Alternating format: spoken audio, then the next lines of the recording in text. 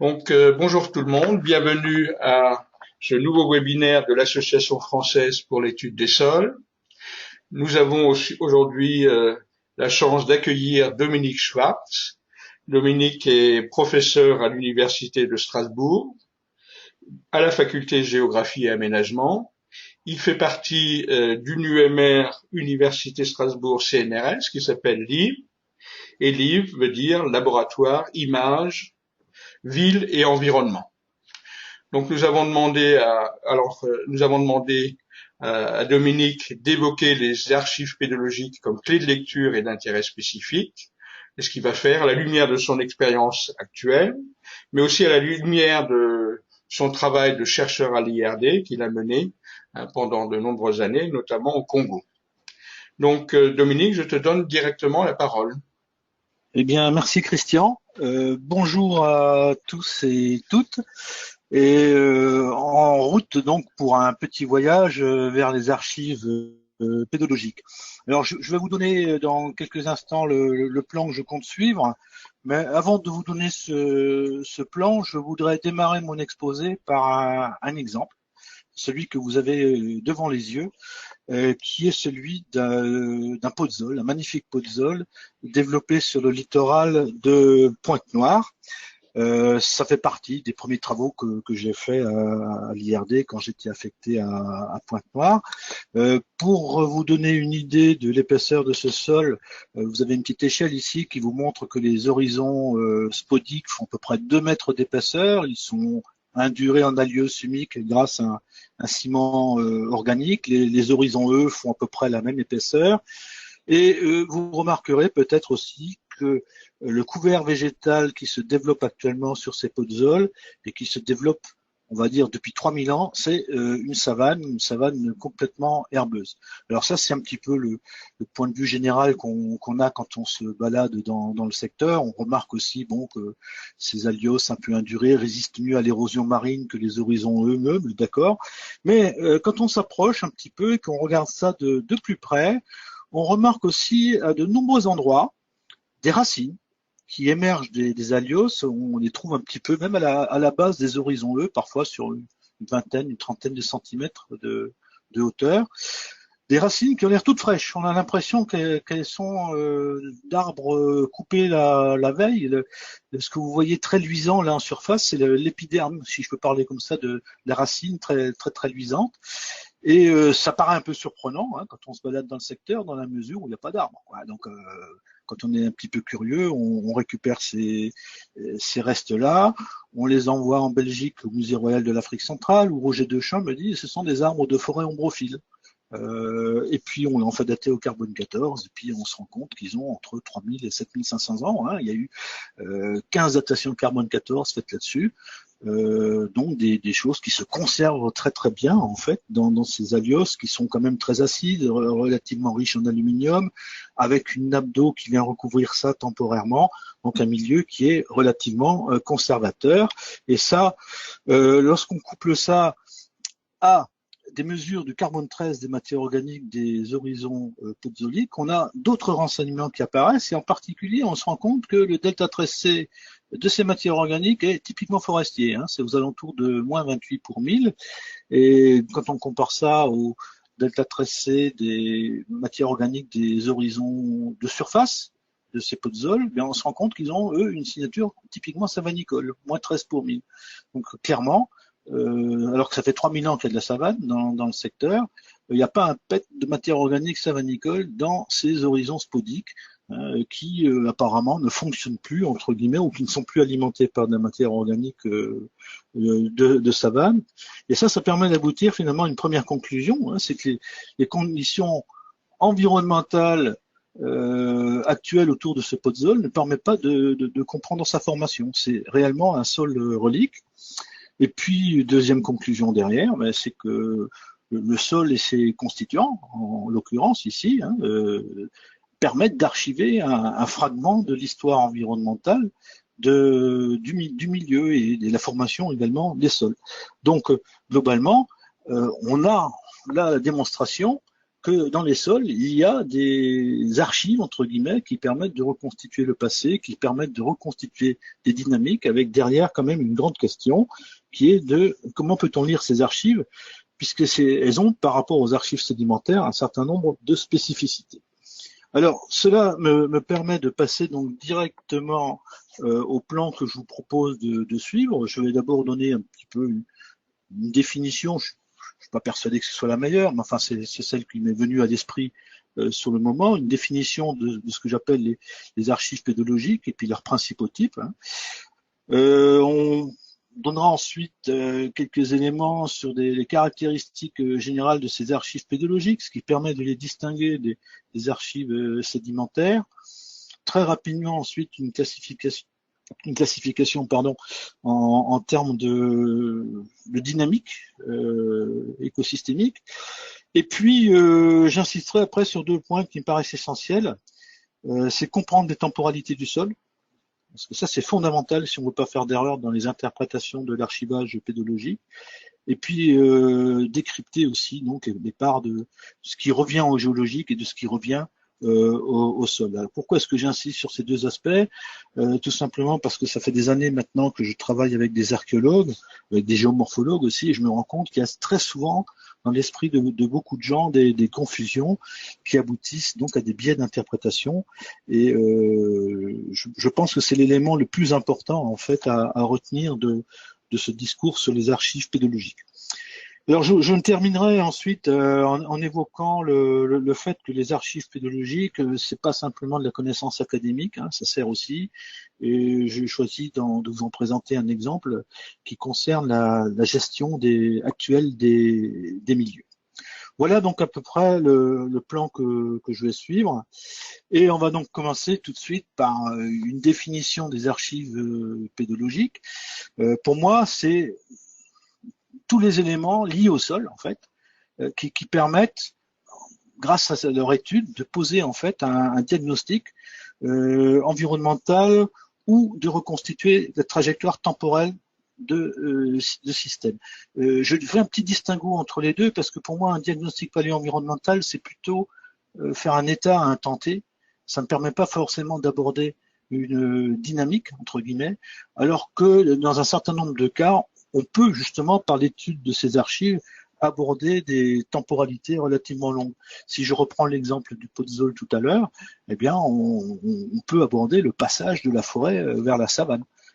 C'est donc des changements très importants en termes de dynamique, de milieu, qu'il s'agisse d'écosystèmes, de végétaux, etc., mais également d'environnements beaucoup plus larges. Ici, devant vous, vous avez un exemple sur lequel je reviendrai un petit peu plus tard dans mon exposé. C'est un paléo solidromorphe en plein Sahara qui permet d'évoquer aussi une trajectoire temporelle. C'est le passage d'un lac au Sahara actuel pendant l'Holocène moyen. On en reparlera un petit peu plus tard de tout cela. Alors, plus précisément, les archives pédologiques, bon, quand on donne une définition aussi large, il faut quand même préciser un peu derrière ce que ça sous-entend. Pour moi, ça peut être aussi bien des traits pédologiques hein, qu'on peut avoir dans les sédiments. Quand je parle de traits pédologiques, bon, c'est évidemment des choses qui sont liées à la pédogénèse ou au fonctionnement du sol, mais qui ne sont pas toujours suffisamment marquées pour qu'on puisse voir facilement un paléosol. C'est souvent plus discret.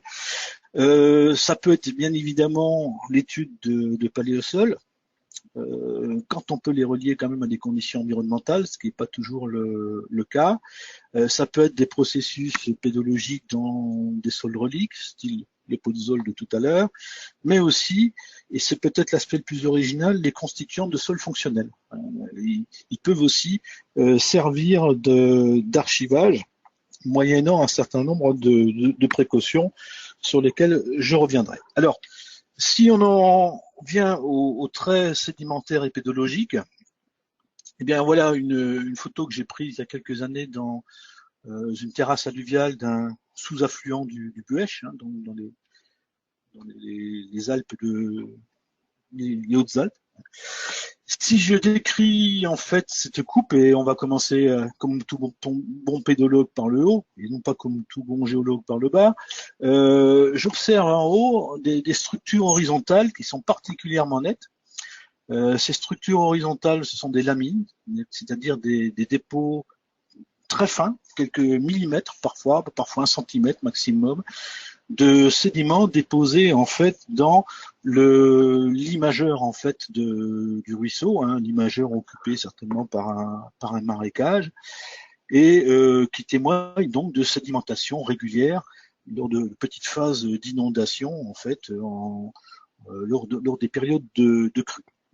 Et puis en dessous, on a un niveau qui est assez homogène, de teinte grise ici, marqué par les absences en fait de lamine. Hein, on ne reconnaît plus du tout ces structures sédimentaires.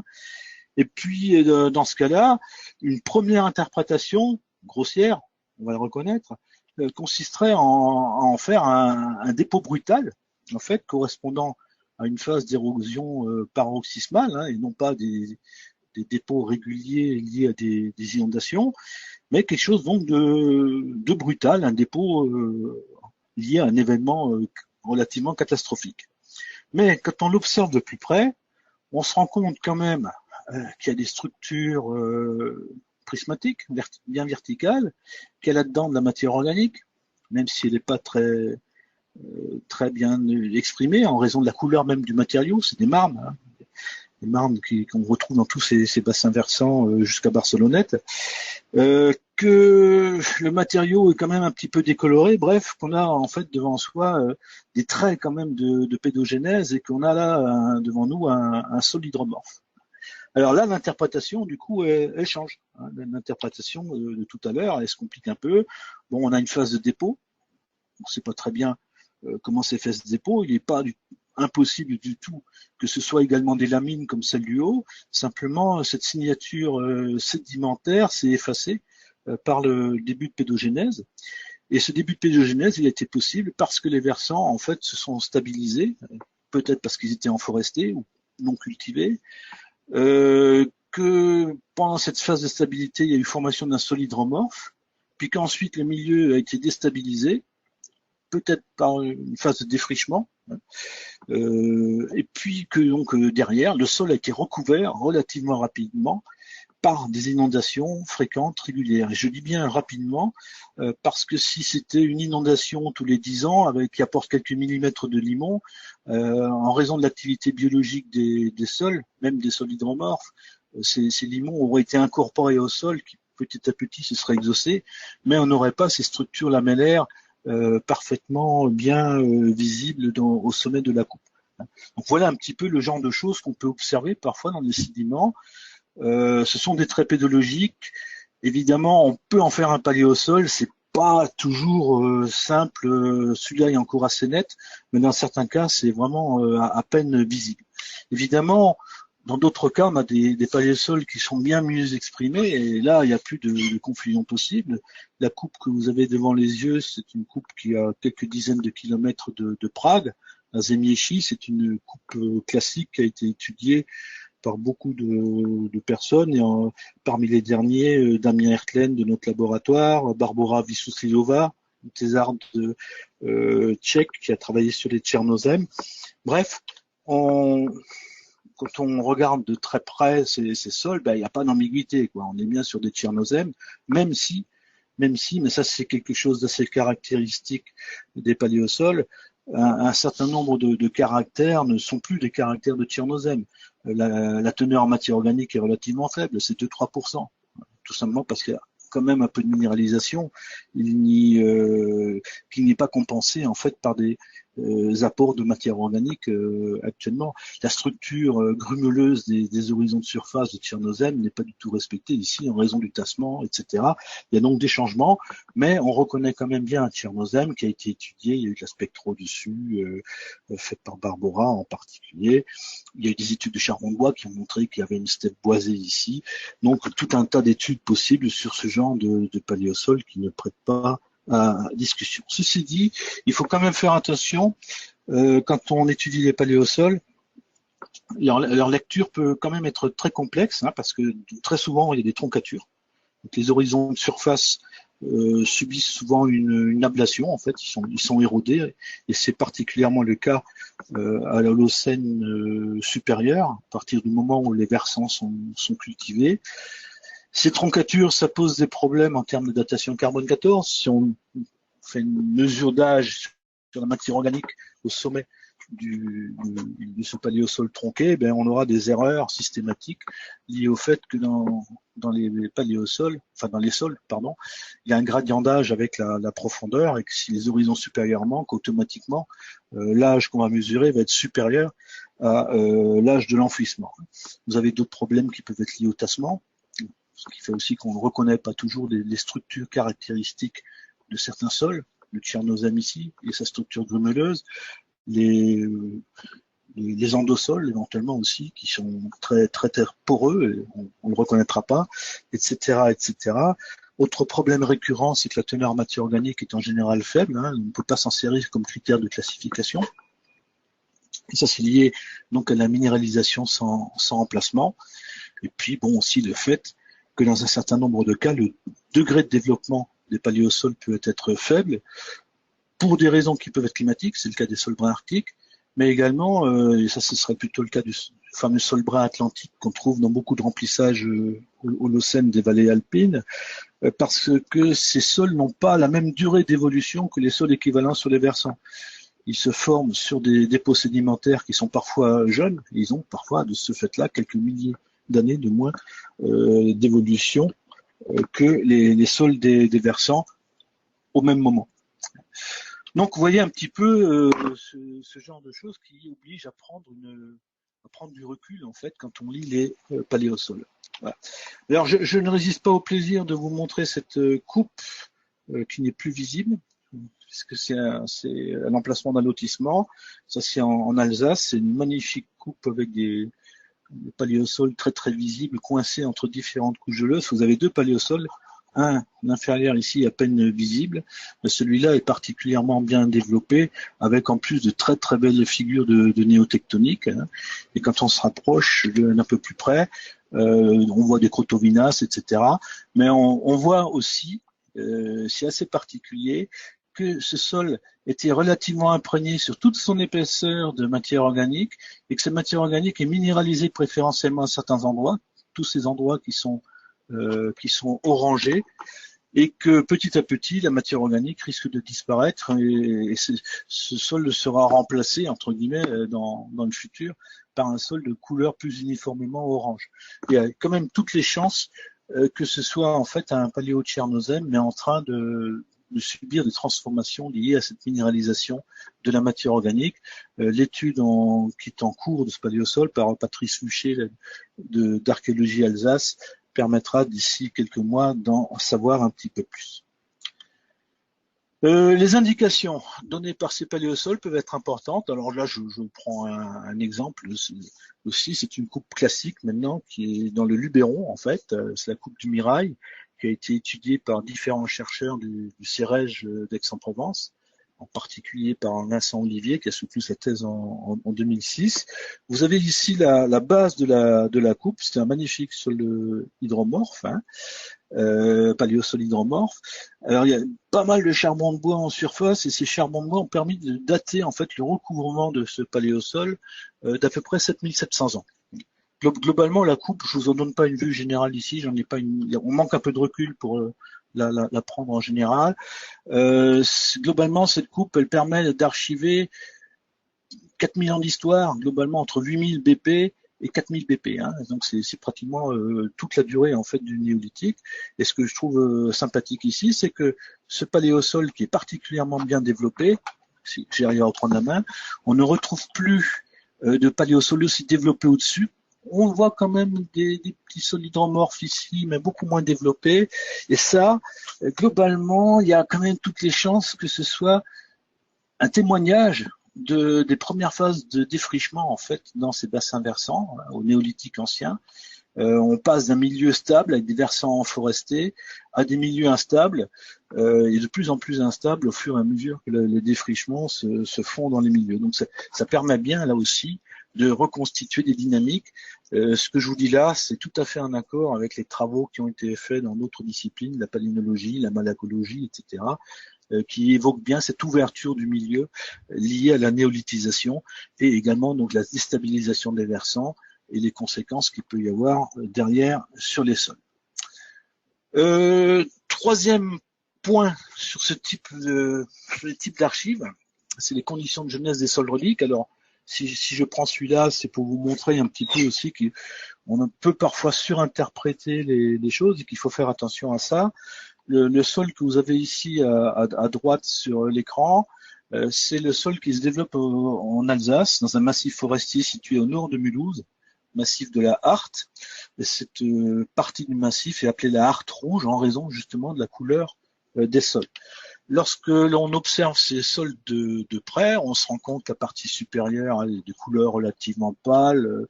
Les horizons ici sont limono sableux, alors que la partie inférieure est beaucoup plus argileuse, avec des teintes beaucoup plus vives. C'est même luisant parfois. Il y a des galets qui sont complètement carriés, entre guillemets, altérés.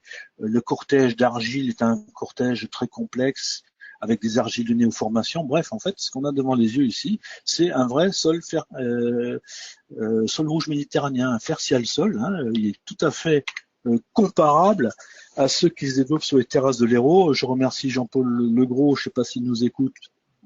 Jean-Paul, salut. Une photo donc que m'a fourni Jean-Paul Legros des terrasses de l'Hérault, c'est tout à fait les mêmes sols.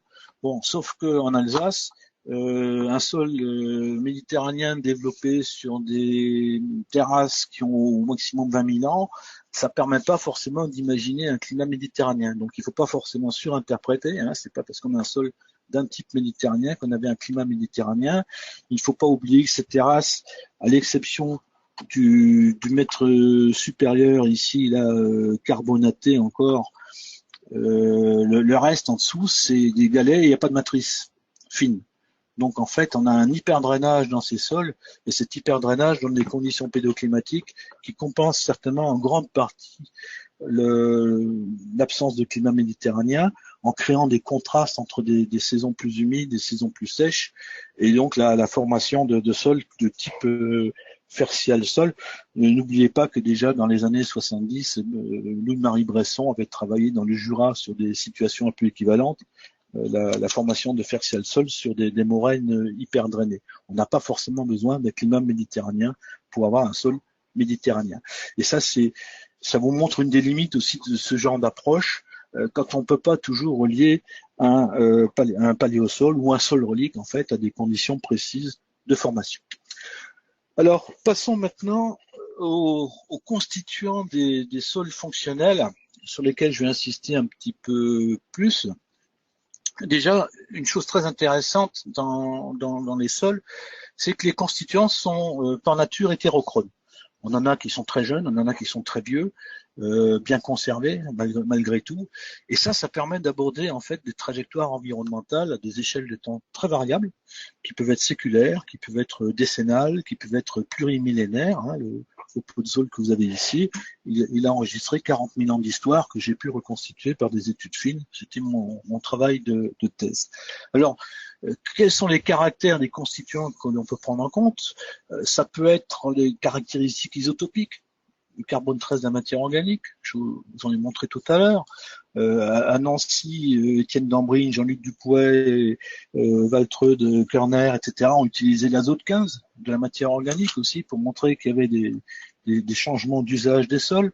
Ça peut être des caractères biochimiques, en particulier la recherche de biomarqueurs moléculaires. Je vous en donnerai un exemple tout à l'heure. Ça peut être des signatures en proche ou moyen infrarouge, ça peut être des caractères minéralogiques, ça peut être des constituants isogènes comme des charbons de bois, etc., etc. Il y a des milliers en fait de constituants dans les sols que l'on peut utiliser à cet effet. Alors, une petite remarque quand même, c'est que certaines des approches en fait sur les archives pédologiques ne peuvent se faire que sur des sols relativement épais, parce que c'est en profondeur en fait qu'on va trouver la plus grande proportion de constituants anciens en ce qui concerne notamment la matière organique. Faire une étude de l'évolution forêt-savane sur des sols qui ont 20 cm d'épaisseur, ça n'est pas possible, quasiment pas possible. Mais il y a d'autres approches qui peuvent quand même se faire sur des sols qui sont moins épais. Je vous en donnerai aussi quelques exemples tout à l'heure. Alors, voilà quelques exemples d'études qui ont été faites relativement récemment sur des constituants de sols fonctionnels. Ça, c'est un travail de Damien Hertlen qui est sorti en 2015 dans Soil Biology and Biochemistry, qu'on a repris l'année suivante dans le rapport du programme GSOL Apogée. C'est une étude en fait en spectrométrie proche infrarouge, en IRS, qualitative. Alors qualitatif, qu'est-ce que ça veut dire? Ça veut dire qu'on ne cherche pas à quantifier le constituant, mais à voir si on peut le rapprocher en fait d'un type d'écosystème. Et pour faire ce travail, Damien a dans un premier temps constitué une base de données de référence de 76 sites et de 1300 échantillons environ, de forêts ou de prairies, en analysant par tranche de longueur d'onde en fait toutes les caractéristiques, la signature spectrale en fait des échantillons, et ça lui a permis de constituer deux références. Ici à gauche, vous avez les spectres de référence des sols sous prairie. Ici à droite, c'est des sols sous forêt. Et après, grâce à ces références, on peut plaquer là-dessus la signature spectrale de sols dont l'histoire est connue ou inconnue. Ici, on a pris des sols dont l'histoire est en grande partie connue pour vérifier en fait que nos hypothèses étaient justes. Et je vais vous les détailler légèrement. Le sol en vert que vous avez ici, c'est un sol qu'on a prélevé dans la forêt de Salaïka en République tchèque. Une forêt qui est considérée comme primaire par les Tchèques. Bon, alors primaire, je ne sais pas trop ce que ça veut dire. Ce qui est certain, c'est qu'il y a au moins 800 ans d'histoire forestière dans cette forêt, constituée d'arbres qui, pour certains, ont 300-400 ans et qui poussent eux-mêmes sur des chablis qui ont 300-400 ans. Donc, on a effectivement au moins 800 ans d'histoire enregistrée. Il n'y a pas trouvé un seul charbon de bois dans ces sols. Donc, une très vieille forêt, ça c'est sûr. Et regardez la signature de ce sol, il est typiquement forestier sur toute son épaisseur. À l'inverse, si je prends le sol appelé Falimont ici, le Falimont, c'est le sommet des hautes chaumes vosgiennes, qui, dans un premier temps, avaient été considérés comme des chaumes primaires, n'ayant jamais connu de forêt, et dont la thèse de Stéphanie Gupp a montré en 2007 qu'il y avait eu des défrichements dès l'âge du bronze, en fait, qu'il y avait bien eu des forêts là-haut dans un premier temps, puis que depuis l'âge du bronze, on a des pelouses subalpines. Et puis on voit bien effectivement sur tous les horizons de surface en fait de ce sol une signature qui est une signature de prairie, mais quand on va en profondeur dans le sol, avec des matières organiques de plus en plus anciennes en moyenne, eh bien on se rend compte que la signature devient forestière. C'est donc un indice de plus qui nous témoigne de ce changement d'une forêt vers une prairie. Le sol de Weckscheid, c'est l'inverse. C'est l'inverse. Il est actuellement en forêt, mais il y a 200-300 ans, il était en pâturage. Et ça, on le sait grâce à des cartes anciennes. Et on voit bien qu'effectivement, alors ici, c'est pas une signature prairie pure, c'est un mélange entre forêt et prairie, mais on est dans des horizons médians en termes de profondeur. Il n'y a pas d'horizon plus profond, malheureusement. Je pense que si on avait eu, on aurait une signature allant vraiment franchement vers les pâturages, mais on voit bien un mélange en fait ici entre forêt et prairie, et en revanche pour les époques les plus récentes, on a une signature grâce au renouvellement des matières organiques qui est bien une signature forestière. Et puis là, c'est une forêt qui a 800 ans à peu près, à 30 km de Strasbourg, on voit bien aussi cette signature forestière avec des perturbations un petit peu quand même de la base. Donc vous voyez un petit peu le genre de choses qu'on peut faire à partir des constituants de sols qui sont des sols tout à fait fonctionnels. Une autre étude sur des sols qui ne sont plus fonctionnels mais qui l'ont été pendant longtemps, ça c'est un travail fait par une collègue géochimiste d'un autre laboratoire strasbourgeois, avec lequel on collabore énormément. C'est un travail qui a été fait sur des silos. Vous avez ici un magnifique silo, très marqué. Bon, là, il est vraiment repris en meilleures conditions que sur la photo. Ce sont des silos de gaulois. Donc, globalement, c'est la deuxième âge du fer, l'Athènes, entre 450 et 50 avant Jésus-Christ.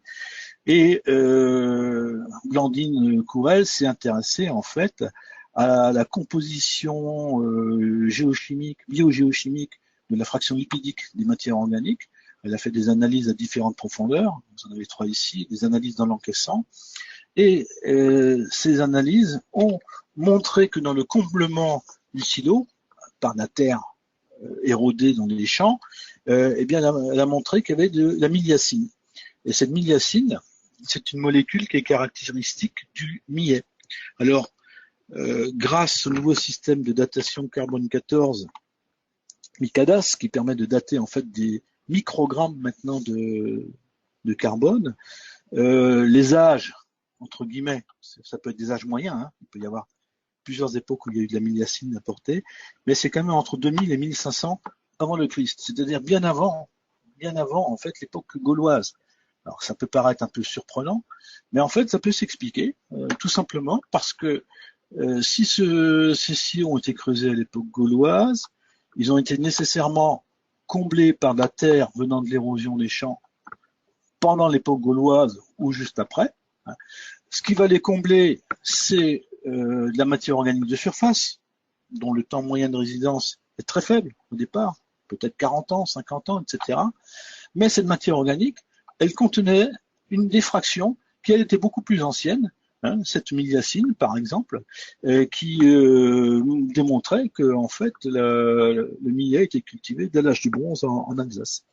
Donc vous voyez un petit peu le genre de gymnastique qu'on peut avoir par rapport à des constituants de sols fonctionnels ou de sols qui ont été fonctionnels, mais dans lesquels on peut avoir des molécules plus anciennes, etc., qui se conservent. Et visiblement, la miliacine est une molécule qui se conserve très bien. Donc voilà un petit peu pour ces exemples. Je voudrais passer maintenant au deuxième point, qui est donner un certain nombre de caractéristiques principales des archives pédologiques et en quoi notamment elles peuvent se distinguer des archives sédimentaires. Alors, première caractéristique, c'est qu'elles ont une origine locale ou quasi locale. Qu'il s'agisse de matière organique qui tombe de la végétation, et puis qui ensuite est intégrée au sol, ou qu'il s'agisse de minéraux altérés dans les formations superficielles dont dérivent les sols, globalement, ces matériaux, ils n'ont pas fait un grand chemin, quoi. Il y a toujours des exceptions, mais la matière organique, elle vient soit de l'endroit même où elle a été produite, c'est notamment des racines qui se décomposent et qui se fumifient. Quand c'est une feuille d'arbre, c'est quelques dizaines de mètres, quoi, hein. Et pareil pour les formations en fait minérales qui proviennent de l'altération du substrat.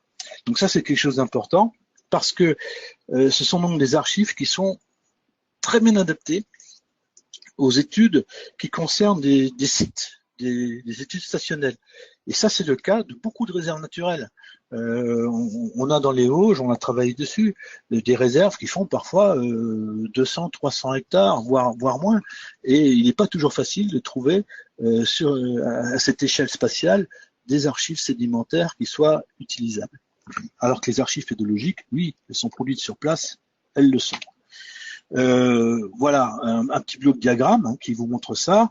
Si je compare en fait aux archives sédimentaires, bon, alors évidemment, il y a aussi des archives sédimentaires qui ont une signature locale, mais quand même, il y en a beaucoup qui viennent de l'amont, hein, qui viennent sédimenter dans des lacs. Les alluvions ici, ils peuvent venir de très loin. Les alluvions du Rhin à Strasbourg, elles viennent des Alpes. Ils ont fait plus de 300 km en vol d'oiseau. Etc., etc. Les pollens qui viennent sédimenter ici, ils viennent pas forcément de la végétation qui est juste à côté. Ils peuvent faire plusieurs dizaines de kilomètres. Sur des tourbières, des crêtes vosgiennes, on trouve des pollens de vigne, par exemple. Bon, ça veut dire au moins 30 kilomètres de transport aérien avant que ça se dépose. Ça, c'est une grosse différence en fait avec les archives sédimentaires. Deuxième caractéristique des archives pédologiques, et ça c'est une conséquence en fait du fait que la couverture pédologique est continue, mais les archives on en trouve partout. Hein. Dans la mesure où des sols il y en a partout, tous les sols contiennent en fait des archives, pas forcément les mêmes. Hein. Tous les sols ne se prêtent pas aux mêmes approches, mais dans tous les sols on a des archives qui permettent de reconstituer le passé, et ça veut dire qu'on a donc un vaste champ d'observation. Et ça, c'est aussi quelque chose de très important. Le troisième point, c'est que les observations pédologiques, elles sont souvent ponctuelles. C'est une carrière, c'est une fosse pédo, mais c'est facilement spatialisable. J'ai repris ici un joli petit schéma de Pierre Brabant de l'IRD au Nord Cameroun. Bon, quand on a des belles toposéquences comme ça, il les a reconstituées à partir d'observations ponctuelles.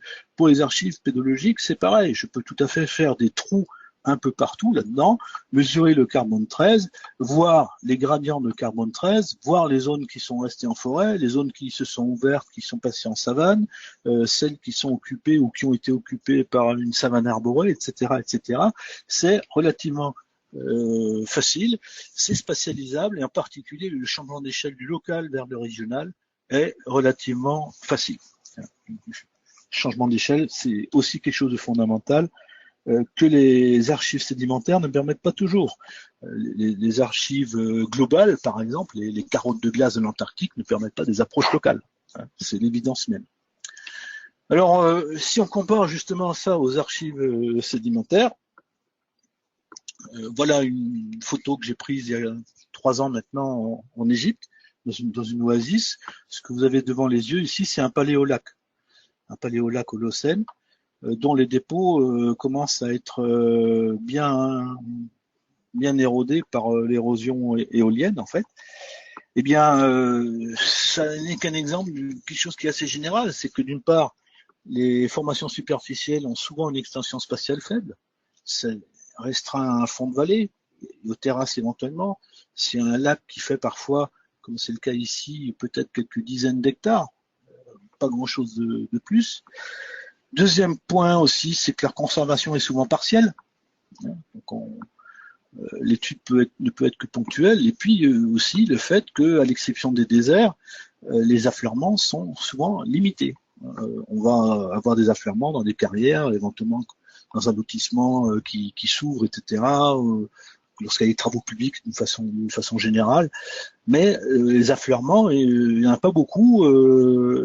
Et ça, c'est quelque chose qui est très très différent en fait de la couverture pédologique qui est complètement généralisée. Donc d'un côté on a des gros avantages avec la couverture pédologique, même s'il y a des inconvénients, et en particulier les inconvénients c'est tout ce qui est temporalité, on va le voir un petit peu plus tard, c'est quand même nettement moins simple que dans les archives sédimentaires. Alors une remarque importante, c'est que les archives pédologiques et sédimentaires ne s'opposent pas, mais elles se complètent. Et là, j'ai pris un exemple au Congo. Voilà, mes archives pédologiques. Ce sont ici des profils carbone 13 dans des sols qui me montrent, par exemple, que dans mes savanes actuelles, là, moins 13 pour 1000, ben, j'ai un passé forestier. La matière organique plus ancienne de profondeur, elles sont vers moins 25 pour 1000, ce qui est une signature typiquement forestière. Alors je peux en plus à peu près approcher l'époque du changement grâce à une petite modélisation mathématique que j'ai faite. Je sais que c'est entre 2000 et 4000 ans. Et puis là en bas, j'ai un sondage dans un lac qui montre qu'on avait une forêt, comment dire, ombrophile ou hygrophile, qui a été remplacée par une forêt pionnière, donc plutôt une phase d'assèchement, etc. Eh bien, je peux relier les deux. Alors non seulement je peux relier les deux, mais je peux aussi spatialiser, puisqu'en fait, en multipliant mes carbone 13, je peux éventuellement descendre. Ah, ici j'ai plus de signal savanicole, c'est un signal forestier pur, mais c'est la limite de ma forêt, etc. Il n'y a jamais eu de savane à ce secteur. Donc je peux, en combinant approche pédologique et approche sédimentaire, avoir une vision finalement assez complète de l'évolution d'un milieu. Ça, c'est quelque chose d'important. Il ne faut pas opposer les deux. Les archives pédologiques sont plus pratiques dans un certain nombre de cas que les archives sédimentaires. Elles sont plus abondantes aussi. Elles ont, en revanche, un certain nombre d'inconvénients dont on discutera tout à l'heure. Alors, très rapidement, avant de passer justement à ces inconvénients, je voudrais juste vous donner un petit exemple de classement éventuellement d'archives pédologiques tel que je l'ai fait. Dans leur comportement, je dirais, par rapport justement aux temporalités. Premier type d'archives, c'est ce que j'appelle les archives transitoires. Je vous renvoie à un article qui est sorti dans Études et gestion des sols, je crois que c'est en 2012 que je l'ai fait, 2012-2011, si vous voulez davantage de détails sur ces points-là. Donc les archives transitoires, qu'est-ce que c'est? Ce sont des archives en fait qui passent un certain nombre de temps dans le sol avant de disparaître. Elles y arrivent régulièrement. C'est par exemple la matière organique qui arrive chaque année par décomposition des matières organiques fraîches, mais qui repart également dans l'atmosphère chaque année par minéralisation en produisant du gaz carbonique. Donc, elle reste dans le sol un laps de temps, et pendant ce laps de temps, on peut raconter, entre guillemets, une histoire de l'environnement. Le autre type d'archives transitoires, sans m'étendre dessus, je vous ai parlé de la matière organique, mais je peux également vous citer comme exemple des cosmonucléides à durée de vie courte. Eux aussi, ils sont dans le sol, ils arrivent chaque année comme ça, par voie atmosphérique, mais ils se désintègrent aussi chaque année, et il y a une teneur à peu près constante dans les sols. Deuxième type d'archives, ce serait des archives cumulatives. Donc celles-là, elles arrivent régulièrement, chaque année, mais elles ne disparaissent pas, elles sont stockées, entre guillemets, ce qui fait que le stock augmente. Typiquement, ces BH de Pozzol sont des archives cumulatives avec des stocks organiques qui peuvent être très importants. Ici, sur le plateau Botéqué, où j'ai pris cette photo, les stocks de carbone dans ces sols sont de l'ordre de 2200 tonnes par hectare. C'est considérable. Je crois que c'est les sols certainement parmi les plus riches au monde en carbone. Donc, c'est un autre type de dynamique que ces archives transitoires. Donc, ça s'accumule avec le temps, et quand on mesure le temps là-dedans, c'est une moyenne en fait non arithmétique de temps très anciens, de temps moins anciens, etc., etc. Une autre archive qui serait du même type, c'est par exemple le cuivre. Le cuivre apporté dans les champs par les viticulteurs, il se stocke. Donc le stock augmente, mais c'est une archive cumulative qui recouvre à peu près 100-150 ans d'histoire. Et puis le troisième type d'archives que j'ai appelé ça les archives événementielles, ce sont des archives qui ne correspondent pas à un fonctionnement, on va dire, régulier du sol, mais à des événements ponctuels, exceptionnels. C'est par exemple des charbons de bois. Le charbon de bois, ça résulte d'un incendie. Les incendies, c'est pas forcément chaque année, ça peut arriver une fois de temps en temps. Et puis après, ça reste aussi dans le sol, parfois très longtemps. Les charbons ont une durée de vie extrêmement longue dans les sols. Donc voilà un petit peu un classement que j'ai fait, qui est un classement, comment est-ce que je pourrais dire, lié à la dynamique potentielle de ces différents constituants. Et ça, il faut en tenir compte, bien évidemment, lorsqu'on veut étudier les environnements, les variations environnementales de façon plus approfondie. Alors, je reviens un petit peu sur l'exemple des archives transitoires. Donc, je vous disais un petit peu là, donc arriver chaque année par décomposition de matières organiques fraîches, départ chaque année aussi d'autres matières organiques minéralisées sous forme de CO2, et puis entre l'entrée dans le sol et la sortie, il se passe ce qu'on appelle un temps moyen de résidence, qui n'est rien d'autre qu'une espérance de vie, exactement comme pour une population humaine, entre la naissance et le décès. Et évidemment, plus cette espérance de vie sera élevée, plus le temps moyen de résidence dans le sol sera élevé, plus on aura une durée d'archivage potentielle importante. Il y a des constituants qui restent dans le sol quelques semaines seulement, certains sucres produits par des racines sont mangés très rapidement par les bactéries. C'est clair, ça ne permet pas là d'avoir un archivage sur un temps long. En revanche, vous avez d'autres molécules qui se conservent très longtemps. On a vu la miliacine tout à l'heure, plusieurs milliers d'années. Il y en a plein d'autres comme ça qui peuvent donc servir d'archives. Alors, il y a aussi des exceptions, ça il faut aussi le savoir. J'en signale une ici qui a été publiée par Fabili. C'est des matières organiques qui sont précocement insolubilisées. Alors comment est-ce qu'ils ont réussi à noter ça? Eh bien, en fait, ils ont pris des matières organiques de sol développées sur des moraines d'âge connu, des moraines qui ont à peu près 24 000 ans. Enfin, ils ont pris des échantillons de sol, ils les ont soumis à tous les traitements chimiques possibles et inimaginables, extraction par la soude, extraction par hexamétaphosphate, etc. Enfin, tout ce qu'on peut utiliser. Et puis, quand il n'y avait plus rien à extraire, ils ont cramé ce qui restait. Et là, il y a encore du gaz carbonique qui s'est échappé, qu'ils ont pris, mesuré, etc. Et ce gaz carbonique avait 20-22 000 ans d'âge. entre guillemets, ce qui veut dire que il provient de matières organiques qui ont été vraiment insolubilisées sur les argiles au début de la formation du sol et que depuis ça n'a pas bougé. Donc ça c'est des exceptions, mais autrement quand même globalement dans les sols fonctionnels, la matière organique c'est plutôt quelque chose de transitoire, avec au passage un élément important, c'est que on a des évolutions de signaux quand on change d'écosystème. Si on passe d'une forêt à une savane, petit à petit, en fait, on va avoir une évolution du signal au fur et à mesure que les matières anciennes sont remplacées par des matières plus récentes. Bien, alors, il est temps maintenant d'aborder les temps du sol. Et là, on va voir aussi trois aspects. D'abord, je vais vous parler un petit peu des temps géologiques quand même.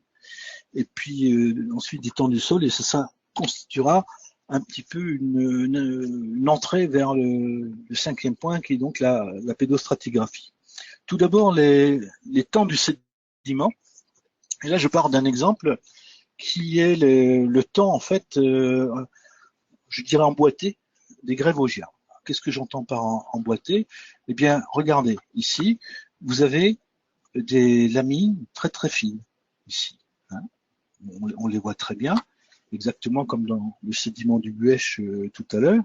Et ça, ce sont les événements, on va dire, les événements les plus simples qui puissent arriver. Ce sont les crues, les petits débordements, etc. Et ces événements-là, qui sont des événements qui se passent à des échelles de temps qui peuvent être quelques heures, quelques jours, une saison éventuellement. Ce sont donc des temps extrêmement courts. Et en fait, ces dépôts se succèdent comme ça, jusqu'à constituer un chenal complet. Alors on ne le voit pas ici, mais de l'autre côté ça remonte. Donc là, on est sur le temps du chenal, en fait. C'est le temps de la durée de vie d'un chenal de rivière en tresse ou à chenaux entrecroisés. Et ce temps-là, il est un petit peu plus long. Ça peut être éventuellement une saison, mais c'est plus souvent quelques dizaines d'années, voire quelques centaines d'années, selon l'importance du chenal. Et puis le troisième type de temps, c'est celui qui est ici. Hein, vous voyez bien qu'il y a une discontinuité entre la couche qui est en dessous et celle qui est au-dessus. Cette discontinuité elle est liée en fait à l'ablation de la partie supérieure du sédiment. Il y a donc une lacune d'érosion entre cette couche-là et celle-là. Et ce temps-là, c'est le temps un petit peu obscur. C'est celui qu'on a du mal à évaluer parce que cette lacune elle peut représenter aussi bien quelques semaines d'histoire que 500 000 ans. C'est très très difficile à estimer, mais c'est un autre type de temps qui lui n'est pas enregistré. Puis ensuite le quatrième type de temps, c'est le temps de la couche géologique dans son entièreté. Ici c'est le grès vosgien entre guillemets, le Buntsandstein inférieur, quelques millions d'années à la base du Trias. Et donc vous voyez bien que dans les sédiments il y a comme ça des temps qui s'emboîtent à des échelles différentes, des échelles qui vont parfois de quelques heures à quelques années peut-être, qui vont de quelques années à quelques centaines d'années, des temps inconnus, et puis ensuite on est sur du million d'années. Donc globalement, on a ici du temps qui est superposé, parce que c'est comme des strates, elles se superposent les unes sur les autres, du temps qui est emboîté à des échelles différentes, mais un temps aussi qui est linéaire, qui s'écoule de la base, qui serait le Permien supérieur, jusqu'au sommet qui serait le Muschelkalk qui représente une grosse rupture avec une transgression marine. Donc vous voyez un petit peu quels sont les temps géologiques en jeu. Si on prend le sol, on n'a rien de tout ça. Hein. Le sol c'est un système ouvert, c'est un réacteur, il y a des flux de matière là-dedans absolument extraordinaires, tout se mélange. Je prends juste ceci comme exemple. C'est une petite expérience que tout le monde connaît, hein. Un vivarium qu'on remplit avec des sédiments différents, des strates différentes, on rajoute des vers de terre, et puis au bout d'un mois, voilà ce que ça donne. On voit bien que tout ça, ça se mélange, et qu'on n'a pas du tout du temps superposé, qu'on n'a pas du tout du temps comme ça, aussi bien individualisé que dans les sédiments.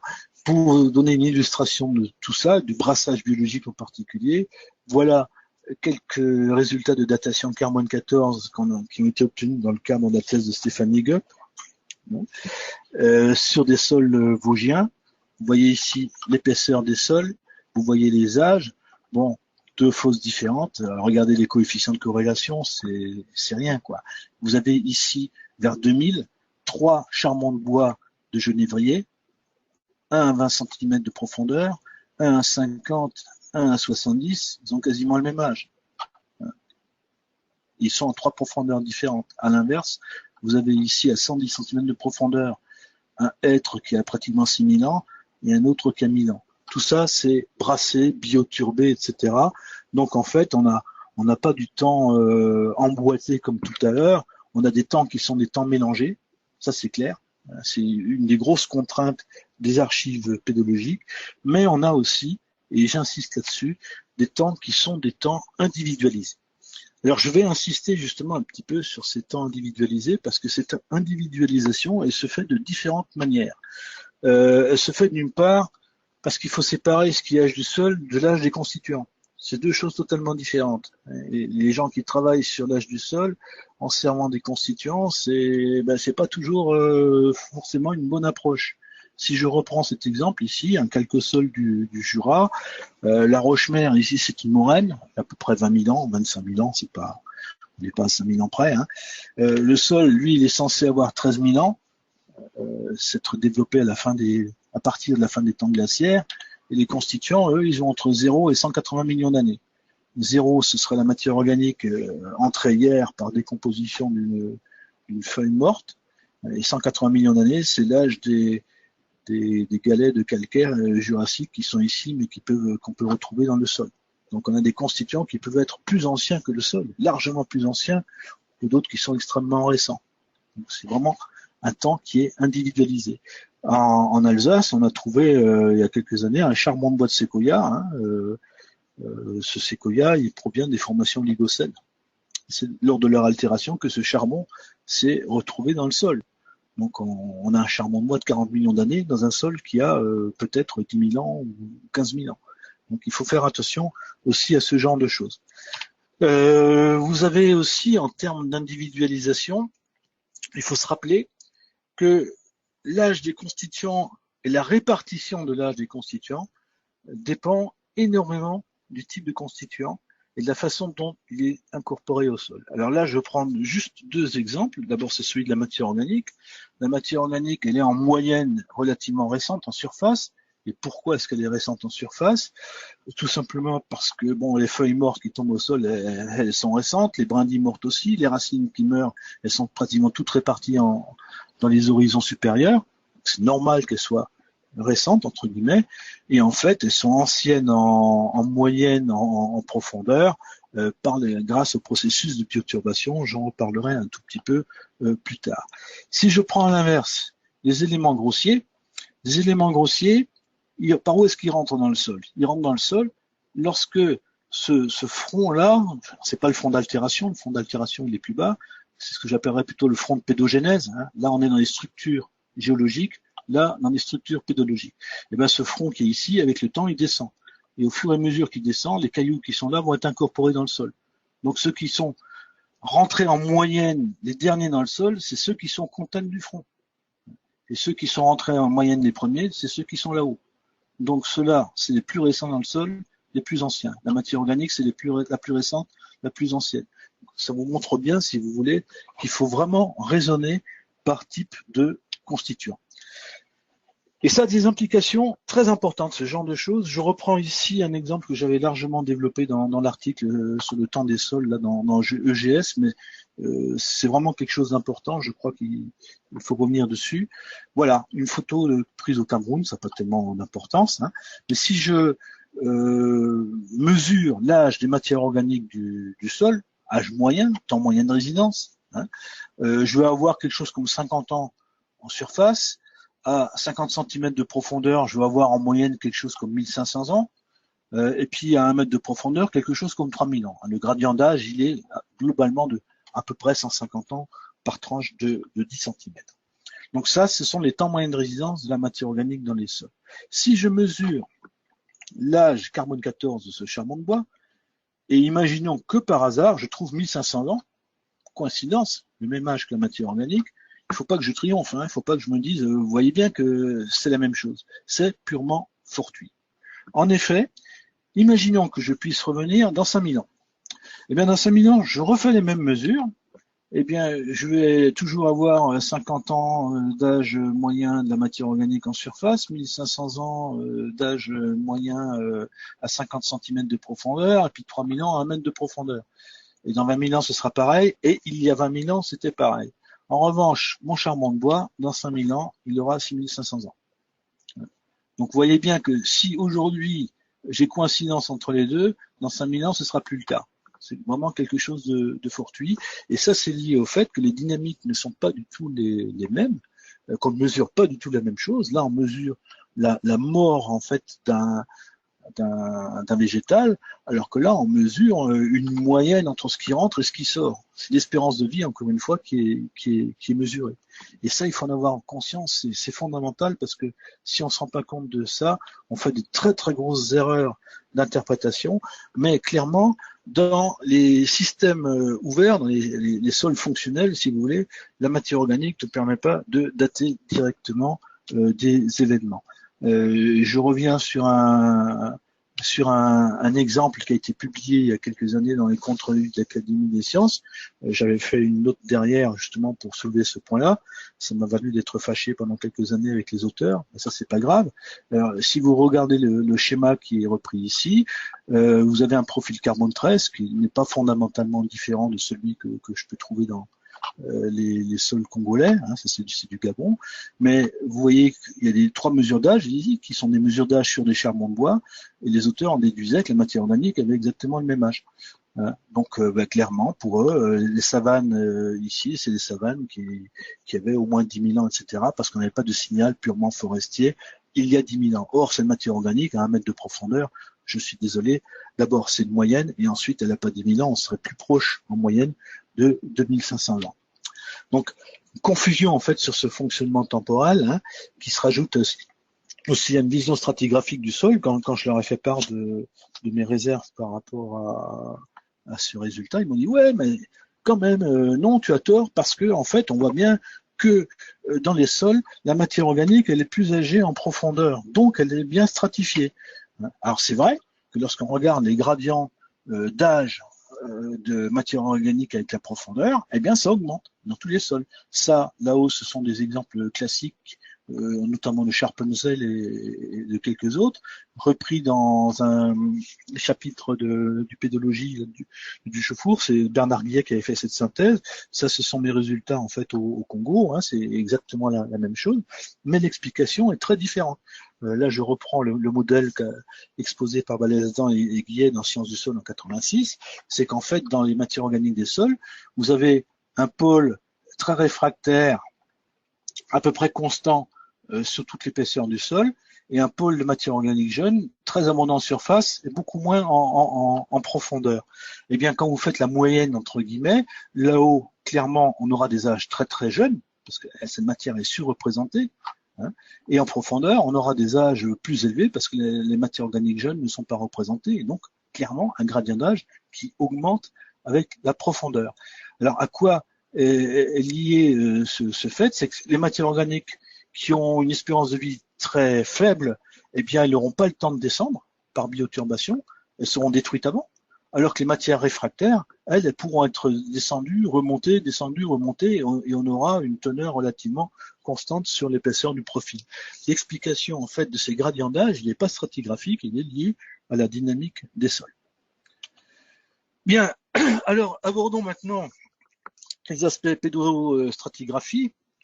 Je dirais, pour la définir très simplement, que la pédostratigraphie, c'est celle qui permet en fait de faire la part entre ce qui ressort du sédimentaire et ce qui ressort du pédologique. Et je reprends, mais sans le développer ici, un exemple que je demande aux gens qui suivent le webinaire d'approfondir en lisant cet article donc de 2012 dans Sciences du sol, c'est celui des sables batéqués. Voilà, les sables batéqués, ici, là derrière, ce sont des collines très sableuses avec des sols de ce type-là qui s'y développent, des sols ferralitiques samitiques, donc 90-95% de sable. Excusez-moi, je vais aller trop vite. Et à l'inverse, dans les zones plus basses, ici, vous avez des potzols qui se développent avec en haut des sables blancs, entre guillemets, en dessous des horizons spodiques. Et en fait, il y a eu très très longtemps une interprétation géologique des choses avec des sables blancs censés se prolonger en dessous, des grès tourbeux censés se prolonger en dessous. Et ça nous a donné des interprétations qui étaient complètement fausses parce que les gens n'avaient pas pris en compte le fait que c'est les mêmes sables au départ, mais qu'ils ont une évolution pédologique différente. Donc ça, je l'approfondis pas, hein, mais clairement, on arrive de temps en temps à des confusions comme ça, si on n'arrive pas à faire la part du stratigraphique et la part de l'évolution post-dépôt. Je reprends ici aussi un autre exemple. La photo à gauche, vous l'avez déjà vue, c'est les potzols du littoral de Pointe-Noire. Je vous ai longuement expliqué que ces racines jointes à d'autres mesures permettent d'aborder les conditions environnementales de la formation des potzols, hein, qui ne se sont pas formés sous les savanes actuelles, mais sous une forêt ombrophyte disparue. À droite, la photo ici, c'est quelque chose qui a priori paraît très comparable. C'est un podzol de l'Amazonie brésilienne. On est ici sur des affluents du Rio Negro. Vous avez également ici des horizons spodiques indurés en allios humiques. Dedans, vous avez également des macro-restes végétaux, mais il s'agit ici de troncs couchés, et la signification de ces troncs est totalement différente de celle-là. Si ces troncs sont couchés, ils ne peuvent pas être liés aux phases de pédogénèse. Ils sont obligatoirement à relier aux phases de dépôt du matériau dans lequel se développera ultérieurement un podzol. Donc, ici, les macro-restes identifiés, datés, etc., vont vous donner l'époque de dépôt du matériau, sans aucune indication sur la formation du podzol, alors qu'ici, les datations, les identifications vous donneront la végétation qui était présente au moment de la formation du podzol, mais sans aucune indication sur la phase de dépôt du matériau. Il faut vraiment arriver à séparer la phase du sédimentaire et la phase de la pédogénèse. Et ici, en l'occurrence, c'est quand même assez facile quand on a un tronc couché. Visiblement, c'est le dépôt du matériau. Ici, on a des racines en position de vie, c'est la phase de pédogénèse. Autre exemple que j'ai vécu sur le terrain, alors ça c'est quelque chose qui n'est pas publié, hein, mais je vais quand même vous le montrer. C'est une excursion qui était organisée par Hugues Faure suite à un colloque à Nouakchott avec une dizaine de géomorphologues et de quaternaristes dans le Sahara, et puis arrivé sur ce gisement. Alors, ce que vous avez en blanc là en bas, ce sont des diatomites, donc une roche siliceuse riche en diatomées, qui sont des algues qui se développent en milieu lacustre, hein, en particulier. Et puis au-dessus, c'est un niveau de diatomite, entre guillemets, organique. Mais c'est également de la diatomite. Et il y a eu une datation, carbone 14, qui avait été faite, je crois, et qui donnait un âge de 5500 ans. Alors pour les géologues qui étaient sur place, c'était clair, on avait deux niveaux géologiques, hein, un niveau de diatomite pur, un niveau de diatomite organique, et comme les diatomées se déposent dans les fronts de lac, la date de 5500 ans disait qu'il y a 5500 ans, il y avait encore en fait des lacs dans le secteur. Et j'ai eu un mal de chien à les convaincre que c'était pas du tout l'explication, et qu'en fait ça c'était pas deux couches géologiques différentes, mais c'était un paléosol. C'était un paléosol hydromorphe. Ils ont été convaincus à partir du moment où j'ai pu leur montrer ça, à savoir des tubules ferrugineuses, des encroûtements de fer autour soit de racines, soit de terriers. Au départ, je pensais que c'était des racines. Je pense de plus en plus que ce sont des terriers verticaux de verre. Mais que ce soit des racines ou des terriers, ça change rien. C'est un milieu palustre et non pas lacustre. Donc la date de 5500 ans, elle ne date pas à une phase humide, mais elle date la phase d'assèchement.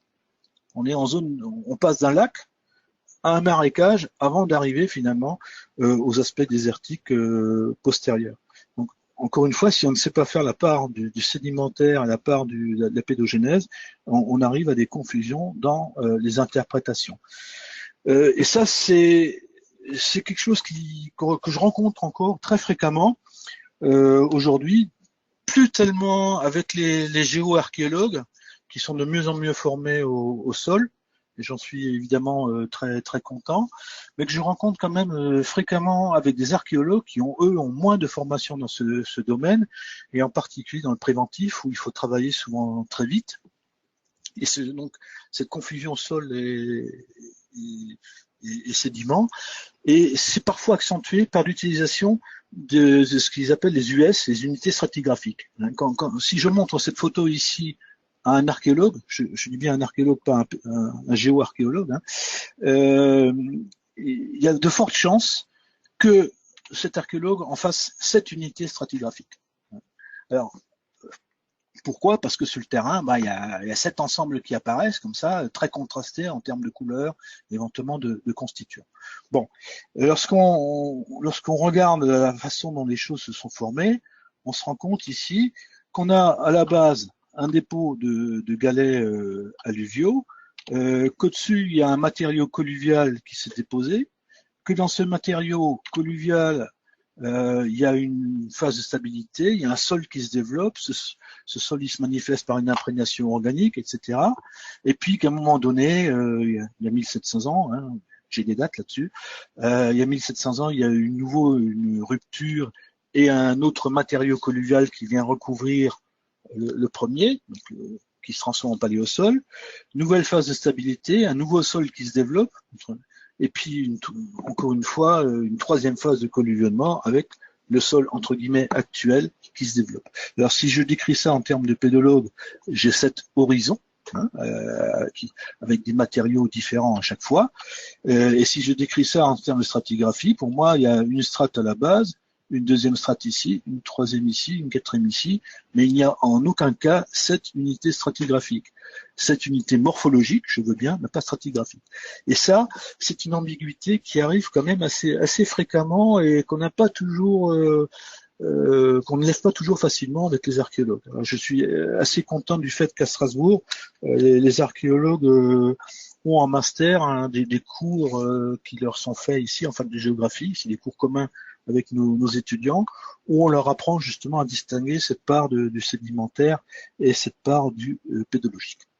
Voilà, alors nous sommes presque à la fin maintenant de cet exposé. Je voudrais terminer en vous donnant quelques indications sur des applications aussi donc de ces archives pédologiques, non plus forcément à des reconstitutions paléo-environnementales, mais à la gestion des milieux. Et pour cela, je vous ramène en Alsace, à côté de Rouffach. Rouffach, c'est ici, c'est entre Colmar et Mulhouse.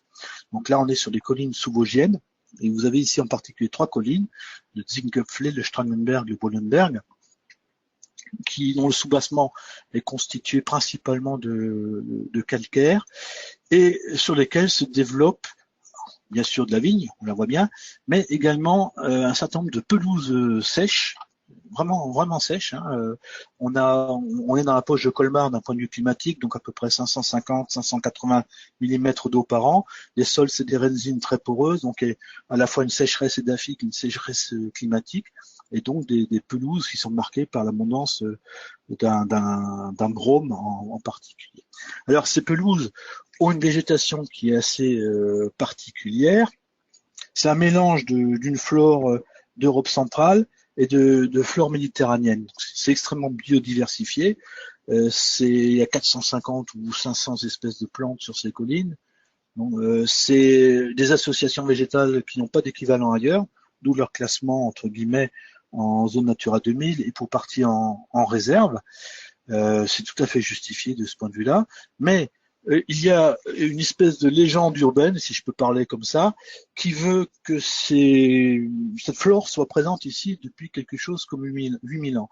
Vous avez ici l'extrait d'un article qui est paru il y a 1 an ou 2 ans maintenant, non, 4 ans, pardon, c'est en 2013, dans un quotidien local. Ce qui est marqué là en bas, je vous le mets en grand ici. Sur ces collines protégées des vents et des pluies d'ouest règne un microclimat presque méditerranéen. Il n'y tombe que 450 mm de pluie par an. C'est pas tout à fait vrai. Un climat propice à la présence d'espèces méditerranéennes installées ici depuis la fin des dernières glaciations, il y a 8000 ans, quand l'Alsace était une région chaude.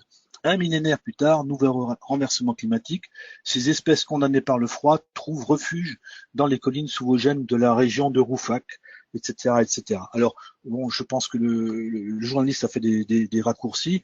Je suppose que Hubert Roth a dû expliquer que ces espèces, il y en avait un peu partout, et que comme il faisait plus froid, il y a des endroits où il faisait un peu moins froid, bien exposé, etc., les collines sèches, et que donc depuis 7000 ans, 8000 ans, on a des espèces méditerranéennes sur le secteur. Bon, l'origine de cette légende, entre guillemets, c'est des remarques qu'avait faites il y a une trentaine d'années un prof de sciences nat du lycée de Rouffach, qui très prudemment disait que, ma foi, ce sont des espèces méditerranéennes. La dernière fois qu'il a fait chaud ici, c'était l'Atlantique, etc. Et que peut-être, lors des déforestations par les hommes du néolithique, ces espèces étaient installées, qu'elles étaient restées. Lui, il était très prudent, mais depuis, cette prudence s'est transformée en vérité absolue. Or, moi, je suis désolé, hein, mais c'est rigoureusement impossible, cette histoire, ne serait-ce que pour une raison très simple, c'est que ce sont des milieux qui sont extrêmement instables. Et cette instabilité, je vous la prouve. Vous voyez ces forêts ici, là, sur le nord de Bollenberg. Et quand on prend les cartes allemandes de 1880, c'était de la pelouse. La forêt qui est ici, elle a moins de 100 ans. Ici, vous avez des fruticées, donc des forêts très denses avec des arbustes variés qui n'existaient pas il y a 50 ans quasiment.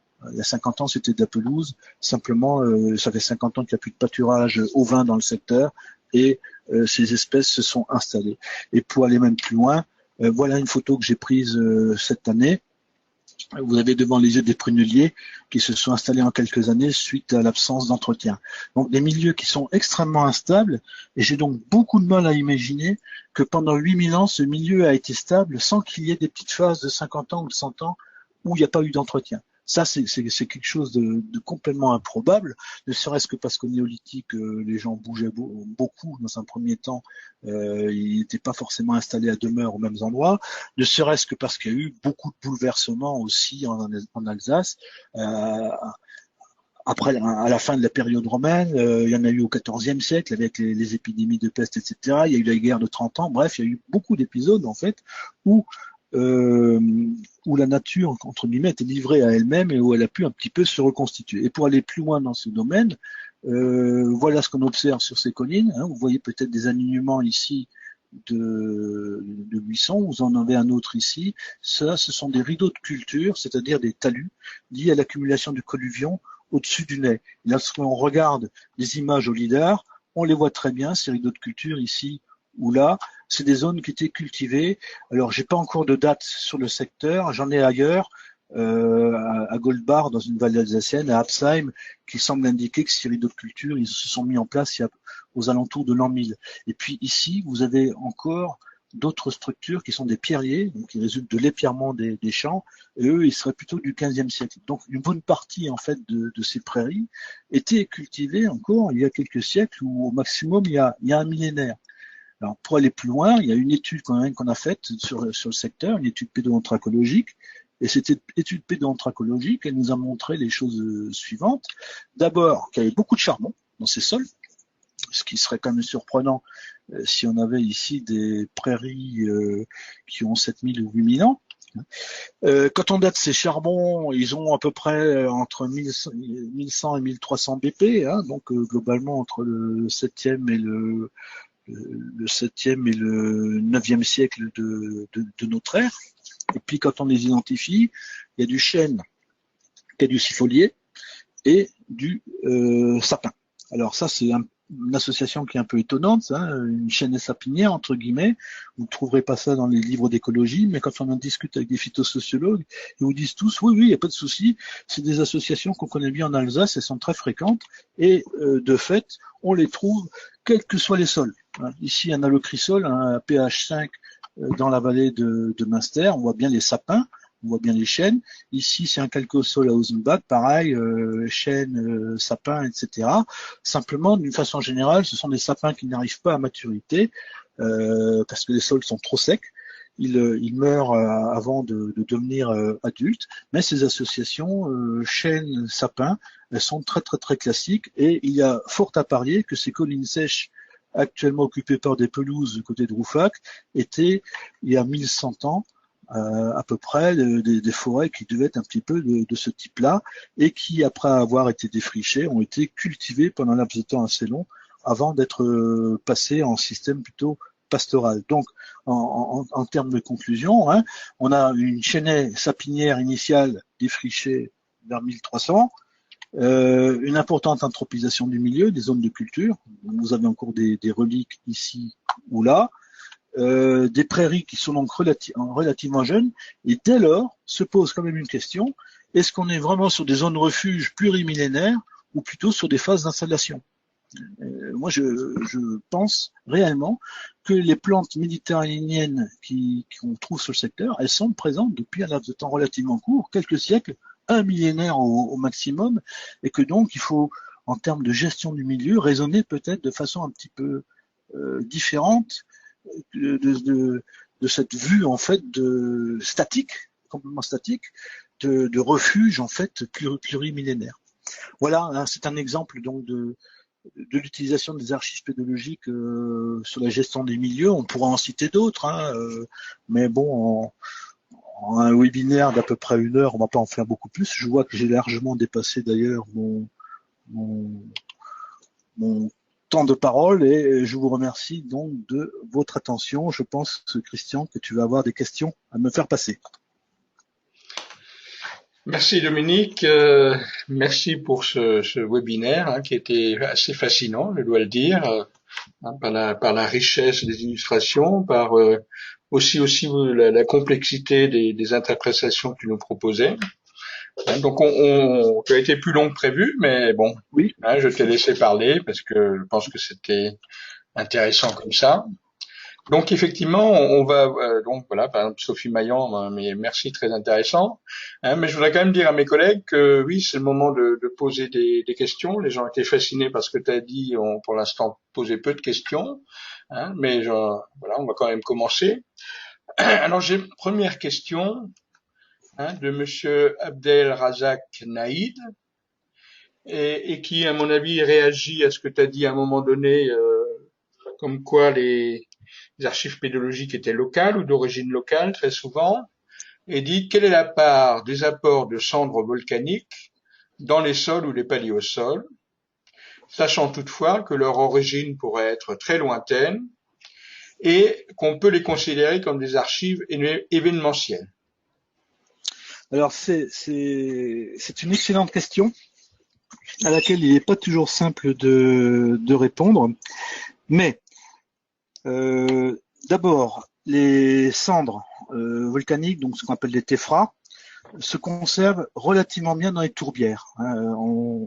Les spécialistes des téphras en trouvent maintenant régulièrement et pour eux c'est très intéressant parce que là dans les tourbières ces téphras ont des signatures d'éruption bien particulières, donc on peut faire des corrélations à distance et des datations relatives très intéressantes. Dans les sols, il n'y a pas eu énormément d'études, il y en a eu une dont je me rappelle très bien, d'Étienne Juvigné dans les années 60 qui avait cherché dans les sols jusqu'où il trouvait des téphras avec la signature de l'éruption de l'Aarzé il y a 13 000 ans. Et il en avait trouvé dans les sols jusqu'à 200, 300 km de distance de l'Eifel, donc, hein, mais en proportion extrêmement faible, vraiment extrêmement faible. Et ça s'explique pour différentes raisons. D'abord, c'est des événements qui sont effectivement ponctuels et qui, plus on s'éloigne de l'événement, apportent moins de matière, premièrement. Deuxièmement, cette matière, par l'activité biologique, elle est complètement dispersée dans les sols et non plus présente sous forme de strates comme dans les tourbières.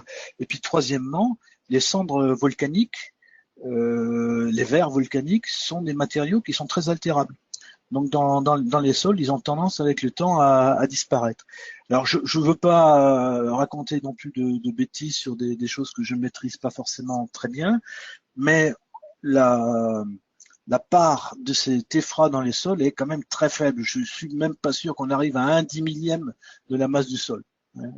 Je crois qu'il arrivait à quelques milligrammes de téphras juvigné par kilo ou par tranche de 10 kilos de sol, quelque chose comme ça. Enfin, c'est vraiment très faible. Mais effectivement, on a dans les sols une petite fraction comme ça de choses qui sont alloctones, qui peuvent venir d'assez loin. Ok, merci. Alors j'ai une question de Michel Brossard qui dit Salut Michel. merci Dominique et il dit tu n'as pas du tout fait référence aux traits micropédologiques, c'est-à-dire au sens micromorphologie. Hein, c'est-à-dire donc est-ce que grosso modo la micromorphologie est un outil décisif souvent pour aider l'interprétation? Alors oui, c'est vrai que j'en ai pas beaucoup parlé, mais c'est un outil extrêmement important. On travaille nous ici beaucoup avec Anne Gebhardt de l'INRAP, qui est micromorphologue, formée par Fedorov à l'époque, et puis qui m'excuse s'il nous écoute, mais j'ai Marie-Agnès? un trou. Non, non, pas Marie-Agnès, par un pédologue belge qui a beaucoup travaillé sur les archives pédologiques. J'ai un trou de mémoire énorme. Je ne me rappelle plus de son nom sur le coup. Je suis vraiment désolé. Là encore, on Euh, dit. Langor, oui, bien sûr, Roger Langor. Roger, désolé. Eh bien, bon, la micromorpho, effectivement, un outil extrêmement important.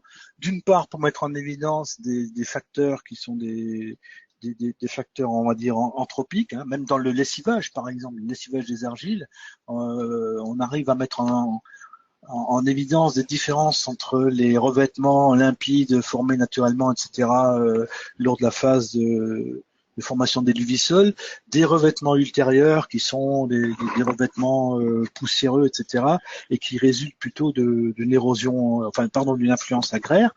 Ça permet aussi de voir parfois dans les sols des traits sédimentaires qu'on ne voit pas à l'œil nu, parce que la plupart du temps masqués, mais qui peuvent être conservés à certains endroits, des lamines par exemple, hein, quand la structure sédimentaire n'est pas complètement oblitérée par la pédogénèse.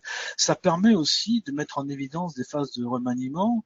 On a, alors je vais pas montrer ici parce que bon, il y aurait eu trop de choses à dire, mais on a par exemple des luvisols à Urfelden, qui sont des luvisols de formation relativement récente, il y a moins de 6000 ans, et dans lesquels on retrouve des fragments de BT transportés le long des versants par l'érosion. Et ça, à l'œil nu, ça se voit pas, quoi. Mais donc, la micromorpho, c'est effectivement quelque chose de très intéressant comme outil.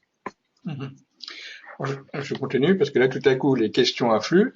J'ai une question de Frédéric Reyes. Merci pour Oui. cette présentation très informative et riche en exemples. Je m'en demandais si vous étiez jamais intéressé aux fameuses terra preta, ces sols amazoniens riches en charbon de bois ayant été a priori créés par des civilisations précolombiennes par rapport volontaire ou non de matière organique et charbon. Et d'où découle l'engouement ces dernières années pour les amendements de biochar. Alors la question, Ouais. pensez-vous en particulier que l'interprétation de l'âge de ces sols puisse avoir été biaisée par le genre de problème que vous décriviez sur certains exemples, migration de matière organique depuis la surface, migration de charbon de bois au sein du profil de sol?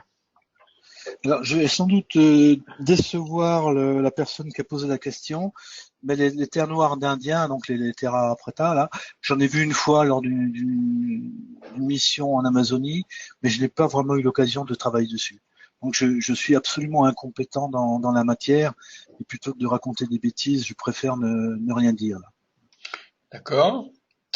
Alors, Jean-Paul Legros, les travaux Oui. présentés ont-ils été utilisés pour mesurer dans des parcelles non pas l'érosion à l'échelle annuelle, mais le déplacement des terres vers l'aval à l'échelle de millénaires? Alors, bonne question, Jean-Paul. Je te renvoie vers un article signé Fröhlicher, Lucie et al. Et parmi les al, j'en fais partie, dans Quaternaire 2016, où il y a des premières datations OSL sur des matériaux déplacés et stockés derrière les rideaux de culture.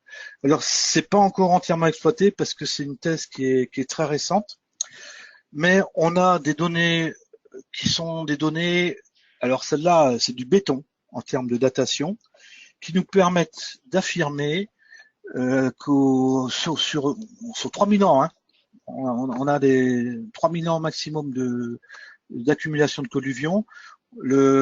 Ça commence il y a 5700 ans, c'est une certitude, et ça se termine avant 2700 ans, donc 3000 ans maximum. On a pu faire des bilans d'érosion à cette échelle de temps-là, et le résultat, c'est que les flux érosifs proto-historiques sont vous êtes bien assis tous là, sont du même ordre d'importance que les flux actuels en agriculture intensive, à savoir qu'ils sont au minimum de 4,5 tonnes par hectare et par an. Alors ça, je vais en parler pas plus tard que début novembre à Paris, puisque Guillaume Bourrier organise une journée sur les datations dans les sols. Il y a différentes interventions et je présenterai les résultats du Fröhlicher à cette occasion. C'est des résultats qui perturbent, hein, parce que dire qu'à l'Araire, au néolithique, les gars ils érodaient autant que les agriculteurs avec leurs grosses charrues actuelles. Ça remue beaucoup de gens, que ce soit les protecteurs de la nature qui pensaient qu'avant tout était mieux, ou que ce soit les agriculteurs qui disent finalement on n'est pas pire que nos ancêtres. Mais c'est vrai. Là, on a des chiffres en béton sur les Leuss en Alsace, 4,5 tonnes au minimum érodées chaque année à l'Araire. En moyenne sur 3000 ans. Ok, alors je continue dans les questions. Stéphane Gaillot de Lyon. D'abord, il dit merci et bravo. Alors, pouvez-vous détailler la méthode d'analyse en proche infrarouge? Grosse manip de terrain, point d'interrogation. Coût, point d'interrogation. Faisable dans le cadre de l'archéologie préventive, point d'interrogation. Oui, alors bon, je veux pas donner tous les détails ici. Je vous renvoie vers le créateur de la méthode, Damien Erklen, qui est au même laboratoire que moi. C'est mon voisin de bureau. Globalement, l'idée, c'est en qualitatif, c'est de découper le spectre sous toute la longueur en, je sais pas, 60 ou 70 fractions, et de comparer ce spectre à des spectres de référence qui sont des forêts diverses et variées, qui sont des prairies. Sur les cultures, c'est un peu plus difficile. On a un référentiel qui est encore assez faible. Et donc, de comparer à ces spectres connus des échantillons inconnus. Alors, derrière, vous avez des traitements informatiques qui permettent de les classer dans une catégorie ou dans une autre. On est équipé ici au livre, on a l'appareil pour faire ça. Les manips de terrain, c'est relativement simple. Hein, c'est des prélèvements entre 20 et 50 grammes, on va dire. La contrainte, quand même, c'est qu'il y ait au minimum 1% de matière organique dans les échantillons. En dessous, les résultats ne sont pas forcément très fiables.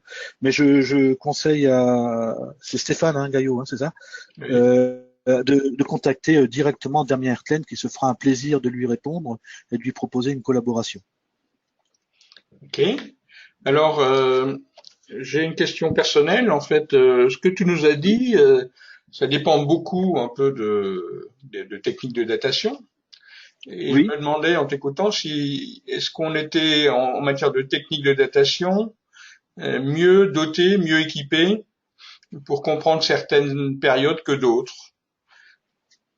Hein, est-ce que par exemple des évolutions très récentes seraient plus compliquées à aborder ou des temps longs? Comment tu vois ça un peu? C'est à chaque méthode de datation sa plage optimale et ses plages problématiques. Si je reprends des travaux là qu'on a fait récemment et qui ne sont pas encore publiés sur des rideaux de culture dans une vallée vosgienne, on a des datations carbone 14 sur des charbons de bois. On a deux phases. Une phase qui est bien datée, elle a à peu près 1000 ans. Hein, c'est la phase de défrichement de la forêt initiale et de la mise en place de ces parcellaires sur lesquels vont se former les rideaux de culture. Et on a une deuxième phase plus récente sur lesquelles le carbone 14 est vraiment problématique. Globalement, ça nous dit que les âges sont compris entre 1634 de notre ère et 1950. Donc, franchement, ça nous avantage pas beaucoup. Alors là, il faut employer d'autres moyens pour pallier ce genre de choses. Et en l'occurrence, Bon, il y a des cartes anciennes qui nous montrent que depuis 1760, on n'a pas de phase de défrichement dans le secteur, et que donc les dates, on peut les restreindre à 1630, 1760, ce qui est quand même mieux. Mais c'est vrai que toutes les méthodes de datation ont des biais, que ce soit le carbone 14, que ce soit le beryllium 10 aussi, que ce soit l'OSL qui se développe beaucoup. Pour l'OSL, je peux donner un exemple très précis. Lorsqu'on a cherché à dater par l'OSL le colluvionnement d'origine agraire, puisqu'il recouvre des traces de paléolabour néolithique. Quand on a cherché à dater ça à l'OSL, on a eu des âges de 20 000 ans. Bon, des âges de 20 000 ans sur du néolithique, c'est impossible. Globalement, ce que ça voulait dire, c'est que le Leuce qui était colluvionné au-dessus n'avait pas vu le jour, ou quasiment, que c'était une coulée boueuse, quoi. Mmh. Mais l'OSL, là, en l'occurrence, ça ne nous a pas permis de dater la chose. Mmh. Voilà. Donc on va bientôt clore. Dominique, j'ai encore une question de Sophie Maillan, que j'ai retenue pour la fin, parce qu'elle est générale. Tu l'as un peu abordé. Juste une question, combien de personnes partagent ta compétence ou tes compétences dans ce domaine-là? Bon, alors, je ne peux pas dire que c'est assez facile de répondre à ça, mais quand on a fait les journées, les 10e JES à Strasbourg en 2009, je crois, 2007 ou 2009, je sais plus, j'avais créé une session archives pédologiques, c'était la première fois qu'il y en avait, ça a permis un peu de compter les forces, mais globalement, il n'y a pas grand monde, Il y a bien sûr des individus un peu partout, mais en termes de laboratoire structuré avec ce genre de compétences, moi j'en identifie surtout deux. C'est l'équipe d'Editem à Chambéry, avec Jérôme Poulard et quelques personnes qui gravitent un peu autour de lui. Et puis c'est Strasbourg ici, où au sein du livre, on a une équipe dynamique des paysages, dans lesquels on a quelques archéopédologues ou pédoarchéologues, je sais pas comment il faut qualifier ça. On a aussi des géoarchéologues. Et en fait, ces compétences à la fois sédimentaires et pédologiques, à Strasbourg, on est quelques-uns et j'essaie de conforter l'équipe. Voilà. Ok, merci Dominique, on va clore. J'ai des messages disant passionnant, merci. Je vais clore par le message il y a aussi Jean-François Berger à Lyon qu'on vient de me dire. Salut Jean-François. Non, on me dit de citer son équipe.